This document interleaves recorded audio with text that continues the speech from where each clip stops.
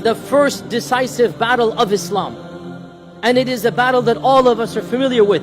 And it is the battle of Badr, which took place the very first Ramadan after the Hijrah.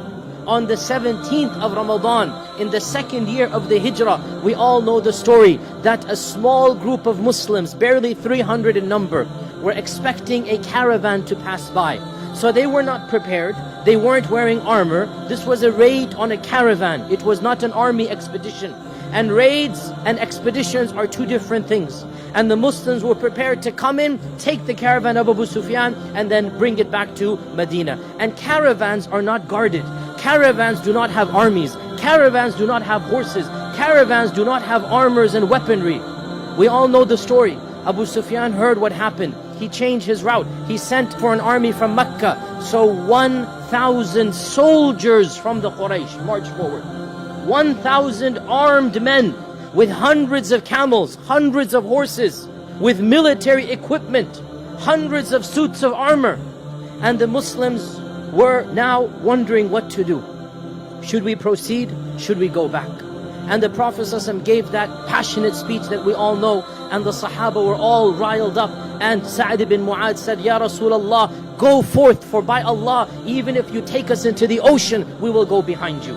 And this battle of Badr, the decisive victory that Allah calls Yawm al-Furqan, the day that truth won over falsehood, it took place on the 17th of Ramadan. On this day, the icons of kufr, every single major icon of kufr was either killed or died right after the battle of Badr. And the Muslims barely had a scrape.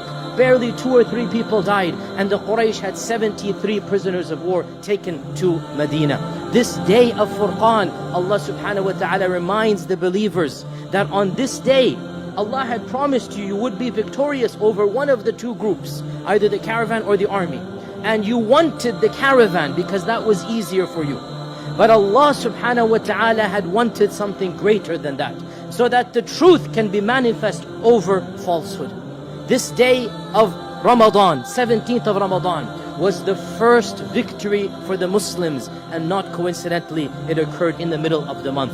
And the lesson we learn from that victory for us this Ramadan, the lesson we learn is that, you know what, we might not be fully prepared. We might not be fully prepared for that month. How many of us now are trepidating, wondering, how am I going to fast? But just like the Muslims were not prepared for Badr, but when Badr came, they stood up for the challenge. When Badr occurred, they put their trust in Allah subhanahu wa ta'ala, and Allah subhanahu wa ta'ala gave them that victory. Even if we feel unprepared for Ramadan, and many of us are spiritually and perhaps even physically unprepared right now, even if we feel unprepared, put our trust in Allah, and Allah Azza wa Jal will cause us to be victorious in this month.